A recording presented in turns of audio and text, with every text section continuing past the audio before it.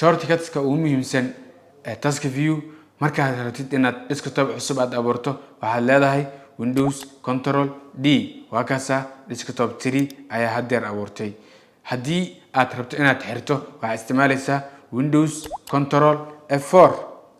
waa kaasa waa xiray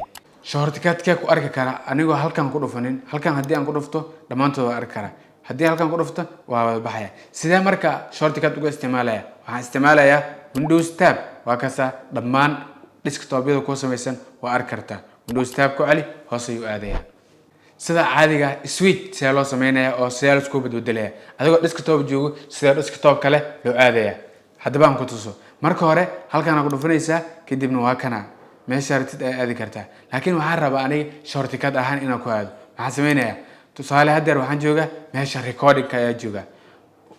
arki kartaa waa kana recording ayaa jooga ama learning oo kale ayaa jooga qaybta waxbarashada ayaan jooga waxaan rabaa inaan desktop-ka recording in aada rabaa waxaan sameeynaya Windows Control kadibna falaarta bidix u jeedo ayaan ku dhufanaya waa kana waxaan jooga hadeer qaybta recording ayaa jooga haddaan rabo inaan ku laabto qaybta learning oo kale haddaan rabo inaan ku laabto falaarta bidix u jeedo ma ahan falaarta midig u jeedo ayaan dooranaya oo waxaan leeyahay Windows Control falaarta right midig u jeedo waa kana midig ayuu aadaya haddii markaa right aan ku dhufto fiir wax ma sameysmaayo oo Windows Control right aan ku dhufto ma shaqeynayo oo desktop kale kuma sameysan laakiin haddii desktop kale aad sameysato waa aadaya oo hadeer fiir learning ka jooga desktop kale aan geenaya waxaan sameeynaya Windows Control falaarta